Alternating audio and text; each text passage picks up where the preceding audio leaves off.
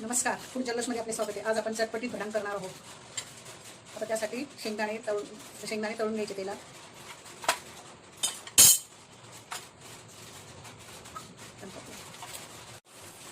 आता शेंगदाणे छान लालसर तळून घ्यायचे।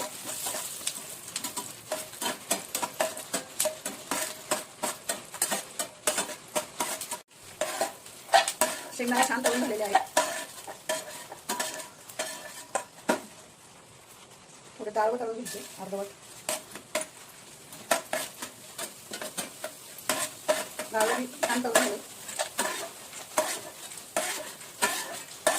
कढीपत्ता, कोथिंबीर, पुदिना, हिरवी मिरची छान तेलात कडक तळून घ्यायची। लसूण छान कडक द्यायचे। हे छान तळल्यावर एकाच हिरवी मिरची, कढीपत्ता, पुदिना छान कलर बदलतो।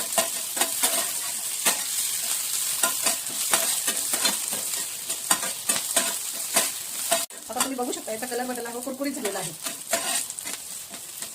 छान थंड झालेलं आहे। त्याला थंड करायचे, कारण थंड जर नाही केले तर मिक्सरमध्ये काढताना ते मऊ पडतं। म्हणून थंड कुरकुरीत द्यायचं। ते सगळं मिक्सरमध्ये ठोकायचं। त्यासाठी थोडंसं डाळू घालायचं, कारण का ते चिवड्याला हे डाळू आणि हे सगळं छान लागलं पाहिजे।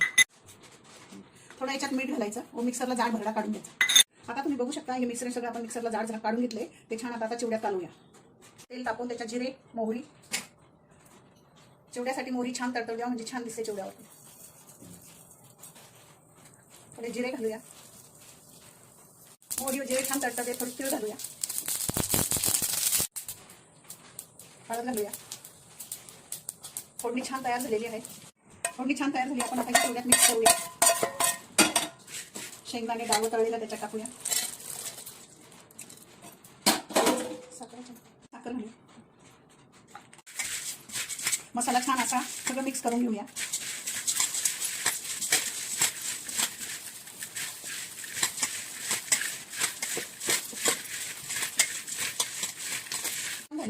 व छान मिक्स करू।